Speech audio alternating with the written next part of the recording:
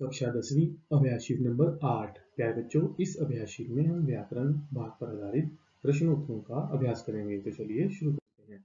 हमारे पास पहला प्रश्न है, शब्दों का भाववाचक संज्ञा शब्द बनाएं। पहला शब्द है महान। महान से भाववाचक संज्ञा शब्द बनता है महानता।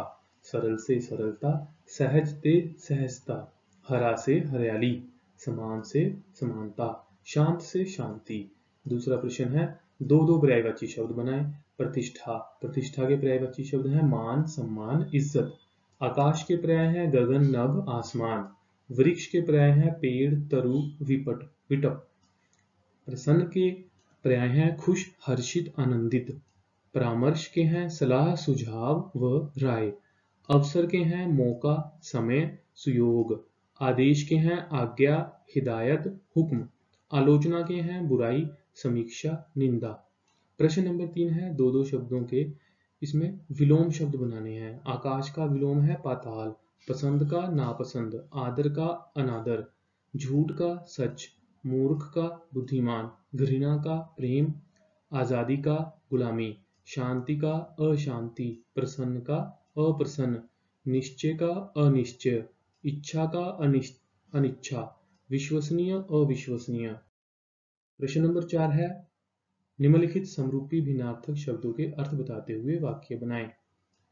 सूखी। सूखी का अर्थ है शुष्क हो जाना या सूख जाना। इस पेड़ की शाखाएं सूखी हुई हैं। दूसरा है सुखी।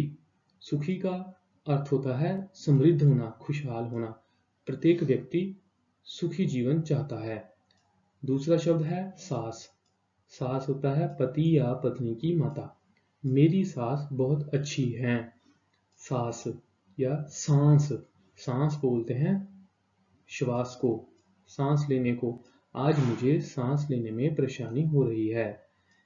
इसी तरह से हमारे पास अगले दो मिलते जुलते शब्द हैं कुल। कुल का अर्थ होता है वंश। राम जी उच्च कुल से संबंध रखते हैं। कूल। कूल का अर्थ होता है किनारा। नदी के कूल पर किश्तियां खड़ी हैं। तीसरा है और का अर्थ होता है तथा। राम और श्याम अच्छे मित्र हैं। और का अर्थ होता है की तरफ। मोहन मेरी ओर देख रहा है। तो प्यारे बच्चों, आज हमने 10वीं कक्षा की इस अभ्यास शीट में व्याकरण भाग का अभ्यास किया है। मैं उम्मीद करता हूँ कि आप इस अभ्यास शीट का लाभ उठाएंगे और अच्छे से व्याकरण के इन प्रश्नों का अभ्यास करेंगे। अगली कक्षा में एक और अभ्यास शीट के साथ जल्द मिलते हैं।